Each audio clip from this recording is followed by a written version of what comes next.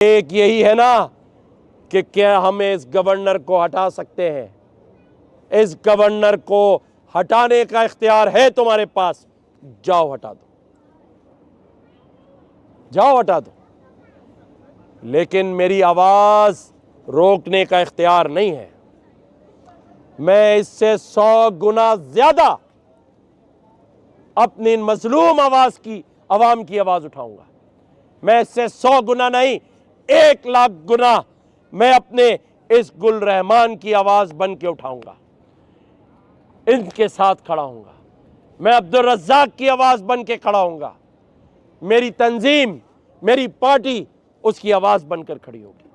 हमारे MLAs, MPS इनकी आवाज बनकर खड़े होंगे। अब ये मजाक नहीं चलेगा, कोई मजाक ना करे।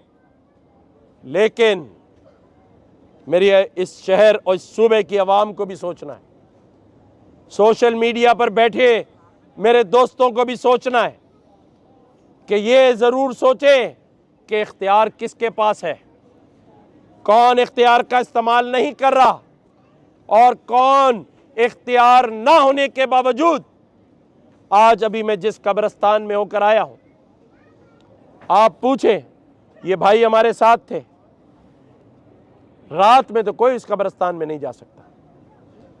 मैं अभी वो वीडियो रिलीज करूंगा कि 2 किलोमीटर तक मैं अपनी गाड़ी में बैठकर अंदर से सीट पकड़ के बैठा था, इतनी गाड़ी उचकोले मार रही थी।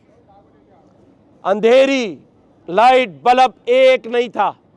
टाउन वालों ने मना किया, इलाके की पुलिस ने मना किया, तमाम लोगों ने कहा कि गवर्नर वहां नहीं जा सकते। मैंने कहा मैं जाऊंगा और मैं होकर आया हूं।